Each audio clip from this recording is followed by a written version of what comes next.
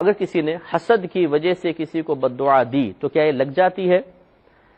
لیکن پہلے اچھی طریقے سے یہ بات سمجھ لیجئے کہ اللہ تبارک و تعالی نے ہماری تقدیر لکھ دی ہے۔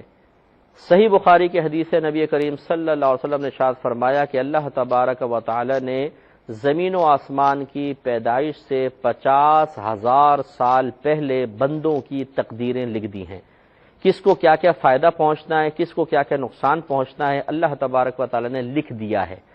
ہم جو عمل کرتے ہیں وہ اپنے نبی کریم صلی اللہ علیہ وسلم کی سنت کے مطابق اور آپ کے حکم کی تعمیل میں کرتے ہیں، یعنی ہمیں ہاتھ پہ ہاتھ دھر کے بیٹھنا منع ہے۔ ہم یہ نہیں کہہ سکتے جی تقدیر میں لکھا ہوا اب جو ہوگا سو ہوگا، ٹھیک ہے ہم ہاتھ پہ ہاتھ دھر کے بیٹھ جاتے ہیں، نہیں، اللہ کے نبی کا حکم یہ ہے کہ عمل کرتے جاؤ، لیکن اس عقیدے کے ساتھ اس کا نتیجہ وہ نکلے گا جو اللہ تبارک و تعالی نے پہلے سے مقرر کر دیا ہے۔ لہٰذا یہ اچھے بد دعا کا کانسیپٹ اچھی طرح یاد رکھیں۔ اگر اللہ تبارک و تعالی نے بالفرض مجھے کسی مقام پر نقصان پہنچانے کا ارادہ کیا ہے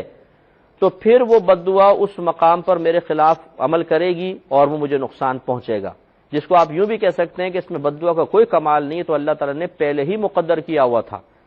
ایسا نہیں ہو سکتا کہ اللہ تعالی نے میرے لیے فیصلہ کیا ہے اچھائی کا اور کوئی بد دعا کرے اور وہ اچھائی برائی میں بدل جائے۔ اس کا مطلب تو یہ ہوا کہ بد دعا دینے والا اللہ تبارک و تعالیٰ کے فیصلوں اور ارادوں کو بدل دینے والا ہے، یہ تو کفر ہو جائے گا۔ لہٰذا معلوم یہ ہوا کہ بد دعائیں دینے سے اتنا آپ خوفزدہ نہ ہوں، یہ بد دعا وہیں پر اثر کرے گی جہاں اللہ تعالیٰ کا پہلے سے ہی فیصلہ یہ ہوگا کہ یہاں نقصان ہونا ہے۔ میں اکثر آپ کو حدیث سناتا ہوں اور میں نے پوری زندگی اس حدیث کو اپنی مشعل راہ بنا کے رکھا ہے، ہمیشہ ذہن میں رکھتا ہوں۔ نبی کریم صلی اللہ علیہ وسلم نے حضرت ابن عباس رضی اللہ تعالی عنہ سے ارشاد فرمایا کہ ابن عباس، اگر ساری دنیا تجھے نقصان پہنچانے پر جمع ہو جائے اتنا ہی نقصان پہنچا سکتی ہے جتنا اللہ نے تیری قسمت میں لکھ دیا ہے، اور اگر یہ تمام لوگ تجھے نفع پہنچانے پر جمع ہو جائیں تو اتنا ہی نفع پہنچا سکتے ہیں جتنا اللہ نے تیرے لیے لکھ دیا ہے۔ لہذا معلوم ہوا کہ کسی کی بد دعاؤں سے بیجا ڈرنے کی حاجت نہیں ہے۔ اگر وہ ناجائز بد دعائیں دے رہا ہے اور جائز دے رہا ہے تو اس وجہ سے آپ ضرور خوفزدہ ہو سکتے ہیں،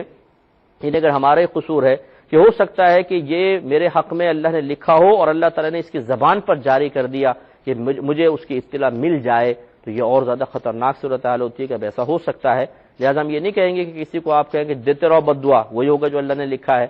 تو یہ بھی نہیں، لیکن کسی کی بیجا بد دعا سے خوفزدہ بھی نہ ہو۔ اسی طرح اگر حاسد نے بد دعا دی ہے تو اگر اس کو نقصان ہو بھی جاتا ہے تو حقیقتاً یہ اللہ کی طرف سے ہی ہے، لیکن یہ ضرور ہے کہ آپ نے ایک مسلمان کا برا چاہا، اس ارادے پر آپ کی گرفت میدان معاشر میں ہو سکتی ہے۔